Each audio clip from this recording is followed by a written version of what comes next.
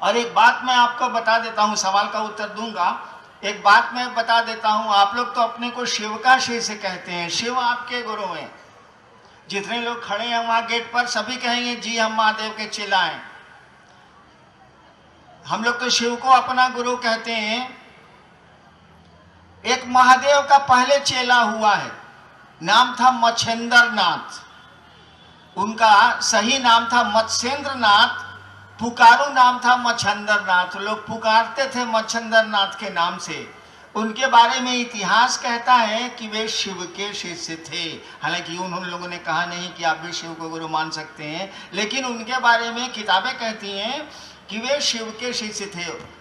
यानी मच्छेंद्र नाथ महादेव के चेला थे और उनका एगो चेला था, यानी मत्स्येंद्र नाथ का एगो शिष्य था जिसका नाम था गोरक्षनाथ, जिसका पुकारू नाम था गोरखनाथ।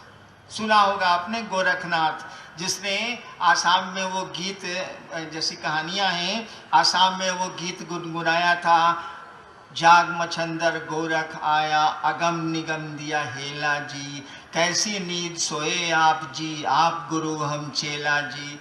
गोरखनाथ की ये पंक्ति। तो गोरखनाथ एक जगह लिखते हैं, यानी महादेव के चेला का चेला ये लिख रहा है। आप तो उससे एक सीढ़ी ऊपर है, आप अपने को महादेव का चेला कहते हैं। यहां महादेव के चेला का चेला कह रहा है, शिष्य का प्रशिष्य कह रहा है। क्या कह रहा है? हवा की न चली बा, मैंने हवाक हवाक के नहीं चलेंगे, इत्मीनान से चलेंगे। हवा की न चली बा, ठबक की न बोली बा। ठबक के बोलना बुझते हैं? मैं सुन रहा था, कुछ लोग बैठा रहे थे, ऐसा बोल रहे थे कुकुर बोलता।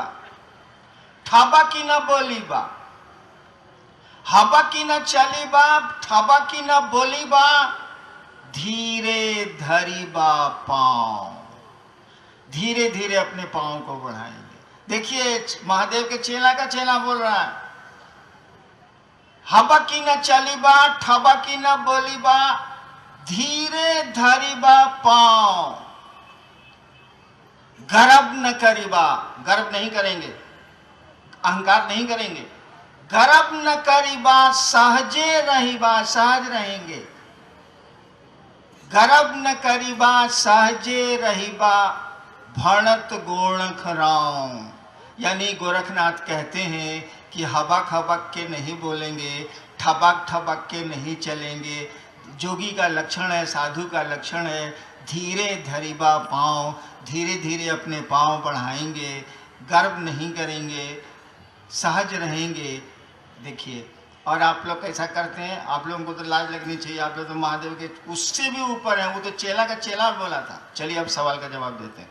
7 आदमी महाभारत युद्ध के बाद बचे हुए हैं, सात्विकी हैं, 5 पांडव हैं और एक खुद भगवान श्री कृष्ण है। 7 आदमी बचे हुए। सातों जाते हैं भीष्म पितामह का दर्शन करने के लिए। भीष्म पितामह सर सैया पर लेटे हुए हैं, बाण की सैया पर लेटे हुए हैं।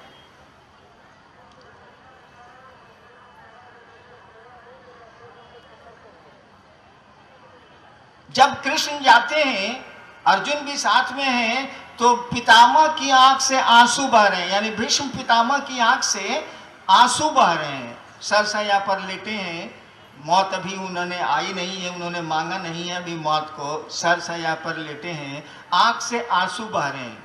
उनको रोता देख के, उनके आंख में आंसू देख के अर्जुन कृष्ण से कह रहे हैं, भीष्म पितामह से कुछ नहीं बोल रहे हैं, अर्जुन कृष्ण से कह रहे हैं, केशव पितामह को तो इच्छा मृत्यु का वरदान है, 10 वसुओं में से एक है पितामह, तब भी इनको मौत का भय सता रहा है, इनके आंख में आंसू हैं।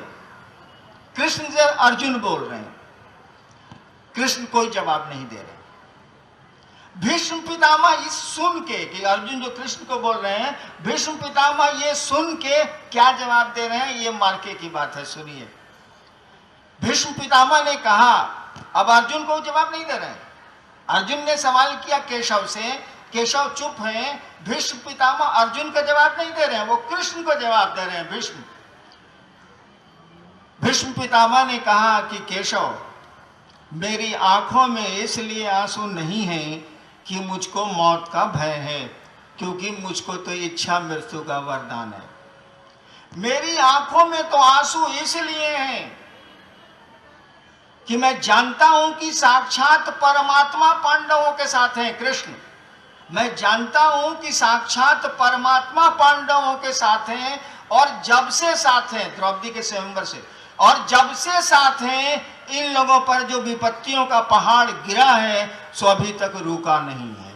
देखिए, परमात्मा साक्षात साथ में है, और पांडवों पर जो विपत्तियों का पहाड़ गिर रहा है सो अभी तक रुका नहीं है। मैं ये सोच के दुखी, मेरे आंखों में आंसू हैं कि क्या विधाता की लीला है, वो खुद साथ में है और तब भी विपत्तियां रुक नहीं रही हैं, रुकने का नाम नहीं ले रही। देखिए, ये है जिंदगी, ये है दुख। एक ही चीज हम आप कर सकते हैं, हमको आपको मालूम है कि रास्ता खराब मिल सकता है, मिलेगा ही मिलेगा। जिंदगी के रास्ते में आपको खराब सड़कें मिलेंगी ही मिलेंगी, मिलनी ही मिलनी है, कोई इससे बचा नहीं है। तो ऐसा तो कर सकते हैं कि सवारी ठीक चुन लीजिए। आप ट्रैक्टर से क्यों चल रहे हैं भाई साहब? आप टायर गाड़ी बैलगाड़ी से क्यों चल रहे हैं भाई साहब? रास्ते तो खराब मिलेंगे, एक अच्छी गाड़ी की व्यवस्था कर लीजिए जिसमें शॉक एब्जॉर्बर होता है, स्प्रिंग होता है, सस्पेंशन होता है।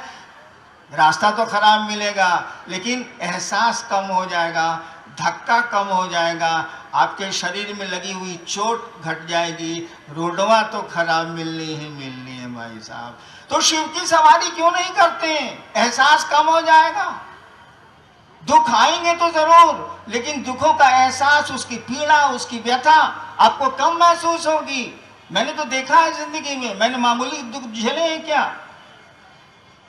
और बस झेल लेते हैं। क्या करें, जिंदगी है, इसी का नाम है, सही चलती है। अब महादेव ही ऐसा चाहते हैं तो कोई क्या बोलेगा, कोई क्या करेगा, कोई कर भी क्या सकता है। नेक्स्ट जी, एक भाई की जिज्ञासा है कि महादेव की पूजा अर्चना करने से मनोकामनाएं पूरी हो जाती हैं, फिर उनको गुरु क्यों माने? एक भाई ने पूछा है कि महादेव की कामना, ये पूजा अर्चना करने से मनोकामना पूर्ण हो जाती है, उनको गुरु क्यों माने। मैं देख रहा हूं सामने दाहिने बैलून बिक रहा है, बैलून। मेरे पोते और पोती दोनों साथ आए, मंच पर आपने देखा होगा। बैलून देख के उन लोगों को लग रहा है कि देखिए एकदम ही तो प्राइम मिनिस्टर का पद है, साला हमको चाहबे कीजिए। बच्चा है, समझ नहीं है, वो तो कहेगा कि बाबा मेरे सब कुछ हैं, वही रहते हैं साथ में, तो बैलून और टॉफी तो मुझको मिल ही जाए। उसको जरा ज्ञान दे दीजिए, उसको जरा कॉलेज तक जाने दीजिए, तब बैलून हमारी आपकी तरफ देख के कहेगा, सोचेगा, उधर ध्यान भी नहीं देगा। बच्चे उधर ही ध्यान दिए हुए हैं और वो ध्यान भी नहीं देगा। जानते हैं हम लोग कि बैलून से जिंदगी नहीं चलती है, टॉफी से पेट नहीं भरता है, प्लास्टिक के खिलौने से जिंदगी खेलती नहीं है। जिंदगी तो अपने दुख और सुखों के खेल में अपने को शामिल करती है। आपकी मनोकामनाएं पूरी हो जाती हैं शिव की अर्चना से। गोरी तेरा आंचल कितना, भाई साहब आपकी मनोकामना कितनी बड़ी है, सोने बताइए क्या चाहते हैं आप शिव से। इतनी छोटी छोटी चीज चाहते हैं ना कि आप सुनेंगे ध्यान से तो आपको हंसी लगेगी कि अरे क्या शिव से मांग रहा है। जो चीजें बहुत नीचे मिल सकती थी, क्या शिव से मांग रहा है। देश के सबसे बड़े पदाधिकारी से 1 किलो चीनी मांग रहा है, साला भागा है क्या ये। लेकिन उसको ज्ञान 1 किलो चीनी का ही है, तो आपको कहाँ से शिव पद मांगेगा, कहाँ से अपने बारे में ज्ञान मांगेगा, कहाँ से दुनिया के बारे में वो जानना चाहेगा।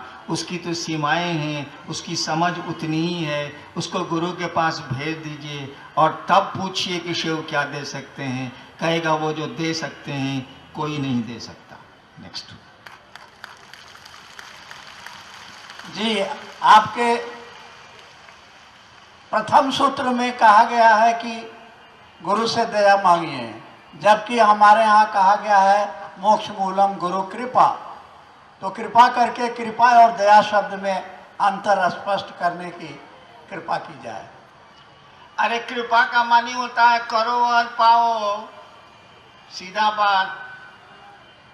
अर्थ तो कृपा का ऐसा नहीं है, समझने के लिए मैं कहता हूँ कृपा करो और पाओ। नौकरी कीजिएगा तो छुट्टी मिलने की कृपा आप पर होगी, पेंशन मिलेगा। नौकरी नहीं कीजिएगा तो रिक्शे वाले को सरकार छुट्टी नहीं देती है, वो करता ही नहीं है तो पाएगा कहाँ से? तनख्वाह उसको नहीं मिलती है सरकारी, क्योंकि नौकरी करता ही नहीं है तो तनख्वाह कहाँ से मिलेगी? कृपा का मानी होता है करो और पाओ। तपस्या करो और तब मिलेगा, नमः शिवाय करो तब मिलेगा, दया मांगो तब मिलेगा। हम लोग कहा कि महादेव का मामला है, ये छोट मोट मामला नहीं है भैया। शिवे गुरु है, अब उनसे बड़ा गुरु होता है ईश्वरी है, उनसे बड़ा गुरु होता ही नहीं है। हम लोग के जैसा फटीचर आदमियों नहीं होता है। हम लोग कहा कि कृपा मांगेंगे तो फंस जाएंगे, कहेंगे करो तो देते हैं। हम लोग यहाँ साला फटीचर आदमी करेंगे कौन चीज? साला अपना दाल भात का फिक्र से दूसरा चिंता ही नहीं है, उसी में फंसे हुए हम लोग। हम लोग कहा कि हे महादेव आप दया करिए। दया का मानी होता है कि कुछ नहीं किए तब वो चाहिए। दया का मानी होता है कुछ नहीं किए तब भी चाहिए, जिसको मर्सी बोलते हैं। जहाँ नियम नहीं चलते वहां दया होती है। अरे आप तो बरसे का नहीं है भाई, गजवाल है। दया का मानी होता है कुछ भी नहीं किया है तब भी चाहिए, सब गड़बड़ हो गया है तब भी हमको सही चीज चाहिए। दया का मानी होता है यानी मर्सी, दया। कृपा का मानी होता है करो और पाओ, करोगे तो मिलेगा। चलिए नेक्स्ट। जी, सोनारपुर से प्रीति गुरु बहन की जिज्ञासा है कि शिव को गुरु बनाने से हमें क्या मिलेगा? शिव को गुरु बनाने से हमें क्या मिलेगा आप बताइए। पढ़ने से आपको क्या मिलेगा भाई जी? शिव भी गुरु मिलेंगे होंगे तो आपको शिव बनाएंगे। जिंदगी में जीने की कला तो सीख लीजिएगा, दुखों से निकलने का उपाय तो सीख लीजिएगा। शिव में मिलेंगे, आप क्या हैं ये जान तो जाइएगा। नेक्स्ट जी, शिव शिष्यता में भोजन की पवित्रता और विचार की पवित्रता पर कोई जोर नहीं दिया गया है, ऐसा क्यों? भैया हम महादेव को गुरु माना था तो खाली सोचा शिव मेरे गुरु हो गए, हम ही सब कुछ सोचवे नहीं किया तो आपको कहला सोचवावे। इसीलिए हमने कोई नियम ही नहीं बनाया। और शिव जब गुरु होंगे उनका शिष्य बनने के लिए तो भाई समुद्र का मछुआरा भी बनेगा, वो मछलियों पर जीवन पालने वाले लोग भी बनेंगे, सब्जी पर अपना जीवन चलाने वाले लोग भी बनेंगे। शिव गुरु होंगे तो इन नियमों को कैसे लागू कर सकते हैं आप? नियम तो गुरु का चलेगा ना, शिष्य का तो नहीं चलता है। चलिए नेक्स्ट।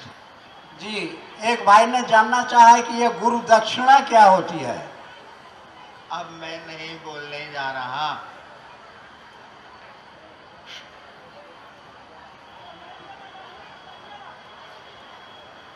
कोलकाता का ये पावन शहीद मीनार मैदान और उसमें शिव गुरु महोत्सव जिसमें आप सम्मिलित हुए और मुझको आने का सुअवसर मिला, सौभाग्य मिला।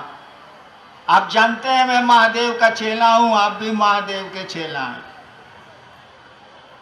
शिष्य जैसा आचरण करिए, साधु जैसा बर्ताव करिए। ऐसे भी मैंने बिहार यूपी सब में महोत्सव बंद कर दिए हैं, अब लगता है बंगाल में भी बंद करूंगा। कृपया आप लोग अपने अपने आचरण, अपने लक्षण को सुधार करिए।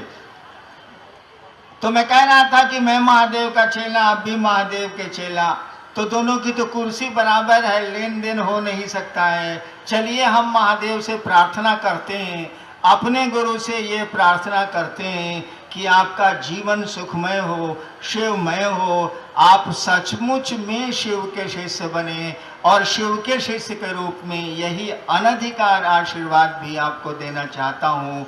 आप सबों के चरणों में मेरा प्रणाम है, आप मेरा प्रणाम स्वीकार करिए।